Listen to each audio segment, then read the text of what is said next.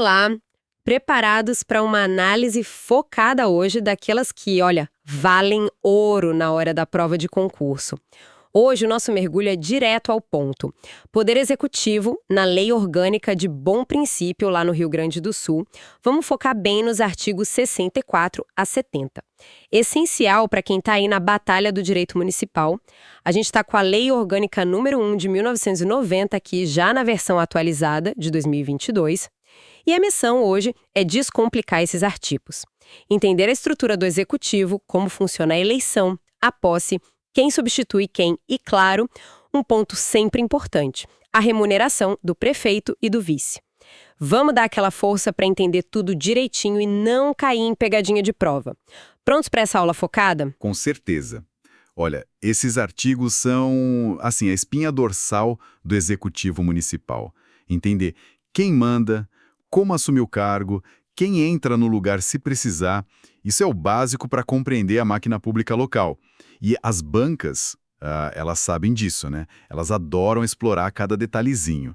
Os prazos, a ordem certinha da sucessão, as vedações, o que não pode, é matéria quente para qualquer prova na área municipal, sem dúvida. Então vamos começar do começo mesmo, né? O artigo 64. Ele estabelece quem exerce o poder executivo. O texto é bem claro.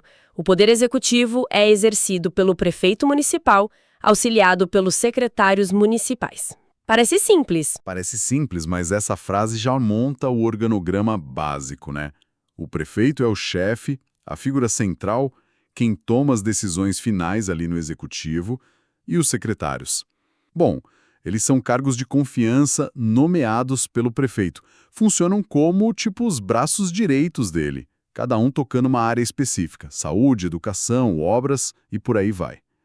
Para quem está estudando para concurso, o importante é visualizar essa estrutura, prefeito no topo e os secretários como equipe de apoio direto de execução das políticas. Entendido. Faz sentido. Agora, avançando para o artigo 65, a gente entra na dinâmica da eleição e posse. É aqui que as coisas começam a ficar mais detalhadas, né?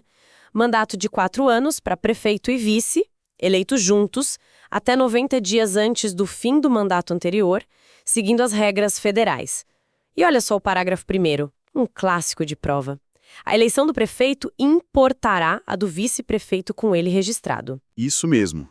É a famosa chapa única, ou pode chamar que voto vinculado também.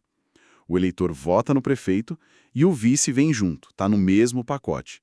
Não tem como votar em um para prefeito e outro diferente para vice. Isso simplifica a escolha para o eleitor, mas, claro, vincula os destinos políticos dos dois, né? E o parágrafo 2º crava a data da posse, 1º de janeiro do ano seguinte à eleição. A cerimônia acontece lá na Câmara de Vereadores. É o rito que oficializa mesmo o início da gestão. E tem um prazo limite para essa posse. Se não cumprir, tem consequência. O parágrafo 3º é bem específico nisso. Prefeito ou vice tem 10 dias, contados da data marcada para posse, para assumir. Se não aparecerem nesse prazo, a não ser que seja por um motivo de força maior, imagina, sei lá, uma doença grave, algo comprovado, aí o cargo é declarado vago pela Câmara. Pessoal concurseiro, anota aí, prazo de 10 dias. E o juramento, que está no parágrafo 4º, também é parte fundamental desse processo todo, né? Ah, sim, sem dúvida. O juramento é mais que um protocolo, sabe? É a promessa pública de respeitar as leis, a Constituição e de administrar buscando o bem de todo mundo no município. Prometo manter, defender e cumprir as constituições e as leis e administrar o município visando o bem geral dos munícipes. É um ato solene que simboliza que o governante está subordinado à lei e ao interesse coletivo. Tanto esse prazo de 10 dias, quanto a existência e o teor do juramento são detalhes que, olha, podem aparecer na prova para testar a atenção do candidato à letra da lei. Ok, então já sabemos como o prefeito e vice chegam lá, como tomam posse. A pergunta agora é, e se algo impede eles de exercerem o mandato? Aí entra o artigo 66, que detalha o papel do vice, e o que é crucial, a linha sucessória. O vice substitui o prefeito se ele precisar se ausentar temporariamente e assume de vez, se o cargo ficar vago permanentemente. E ele também pode ter outras funções que a lei local definir, né? Exato. E aqui, atenção redobrada, especialmente nos parágrafos que dizem quem assume se os dois estiverem fora. O parágrafo 1º é claríssimo. Se o prefeito e o vice estiverem impedidos ao mesmo tempo, ou se os dois cargos ficarem vagos, quem assume interinamente a prefeitura é o presidente da Câmara Municipal. Essa ordem é para memorizar. Primeiro, prefeito. Segundo, vice-prefeito. Terceiro, presidente da Câmara. Cai direto em prova essa sequência. E essa convocação do presidente da Câmara? Ele pode simplesmente dizer não, obrigado, optar por não assumir a prefeitura. Opa, aí tá um ponto nevrálgico que as bancas adoram explorar. Está detalhado no parágrafo 2º. A regra geral é: não, ele não pode recusar a convocação para assumir interinamente a prefeitura. Se ele recusar, a penalidade é pesada. Ele perde o cargo de presidente da Câmara. Atenção aqui, hein? Ele perde a presidência da mesa diretora, mas continua sendo vereador, não perde o mandato. Só tem uma única exceção para essa regra da não recusa. Se assumir a prefeitura gerar para ele uma incompatibilidade eleitoral, ou seja, se atrapalhar uma candidatura dele a outro cargo que exija desincompatibilização prévia. Nesse caso específico, para não prejudicar a própria elegibilidade, ele pode renunciar ao cargo de presidente da mesa. Mas a recusa pura e simples, sem esse motivo eleitoral, não rola. Essa regra e sua exceção são detalhes preciosos para a prova. Uau, bem específico isso. E tem mais. O parágrafo 3º trata da situação mais drástica, a vacância definitiva dos dois cargos, prefeito e vice. Nesse cenário, o presidente da Câmara não fica governando até o fim do mandato, não.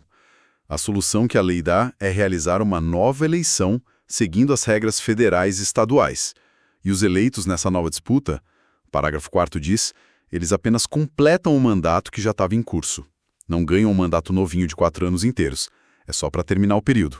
Agora um aviso importante para quem está estudando com a lei na mão. Os artigos 67 e 68 foram expressamente revogados. Uma emenda à Lei Orgânica de 2019, a número 2, tirou eles do jogo.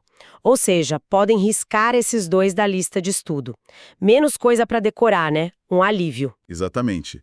Legislação municipal é assim mesmo, é dinâmica, está sempre mudando. Essas revogações acontecem para alinhar a lei local com normas maiores, para tirar o que ficou ultrapassado ou para corrigir alguma coisa na estrutura administrativa. O fundamental é sempre estudar pela versão mais atualizada da lei, a consolidada. Tem que conferir a data da última atualização antes de começar a estudar para não correr o risco de aprender regra que já caiu. É o primeiro passo. Chegamos agora num tópico que sempre gera curiosidade e, é claro, fundamental na administração pública: remuneração. Dinheiro. Como o prefeito e vice são pagos. O artigo 69 cuida disso. E a palavra-chave aqui que o artigo usa é exclusivamente. Eles são pagos apenas por subsídio fixado em parcela única. A lei proíbe, assim, categoricamente, qualquer outro tipo de pagamento junto. Nada de gratificação, adicional, abono, prêmio, verba de representação, nenhum desses penduricalhos pode ser acrescentado ao subsídio. Perfeito. Esse modelo de subsídio em parcela única não é uma invenção aqui de bom princípio, não. É uma exigência que vem lá da Constituição Federal. O artigo 69 até menciona o artigo 37 da CF.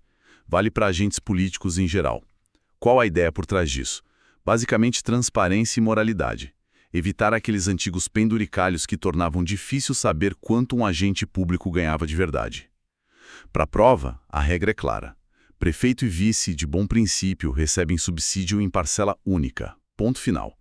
Qualquer questão que inventar adicionais, gratificações, está errada, conforme essa lei orgânica. E tem outra regra importante nesse mesmo artigo 69 sobre quando e como esse subsídio é definido, né? Não é de qualquer jeito que o valor aparece. E isso, muito bem lembrado. O valor do subsídio tem que ser fixado por uma lei específica, aprovada pela Câmara Municipal. E o detalhe crucial, que as bancas também gostam, essa lei tem que ser aprovada antes das eleições municipais. E ela só vai valer para a legislatura seguinte, ou seja, para os próximos que forem eleitos. Por quê? Para evitar a situação óbvia de os vereadores e o prefeito eleitos legislarem em causa própria, né? Aumentando os próprios salários logo depois de assumirem. É um freio moral ético importante. E também garante previsibilidade para o orçamento do município. A banca pode cobrar tanto a forma, lei específica, quanto o momento dessa fixação, antes das eleições, para valer na próxima legislatura. Ótimo, bem claro. E para fechar nossa análise artigo por artigo, temos o artigo 70. Ele responde àquela pergunta: e se o prefeito precisar se afastar temporariamente do cargo? Ele continua recebendo subsídio? A resposta é sim, mas só em algumas situações bem definidas pela lei. Exato. O artigo 70 é taxativo, o que significa que só vale nessas hipóteses que ele lista. Não dá para inventar outras. O prefeito mantém o subsídio integral em 3 casos. Primeiro, se ele estiver licenciado para tratamento de saúde. Precisa de comprovação médica, claro. Segundo, durante as férias anuais regulamentares dele. O direito a férias está em outro artigo, 78, mas aqui garante o pagamento durante elas. E terceiro, quando ele estiver ausente, mas a serviço, ou em missão oficial representando o município. E nesse último caso da missão oficial, tem uma condição extra que envolve a Câmara de Vereadores, não é? Sim, o inciso 3 traz essa ressalva importante no final.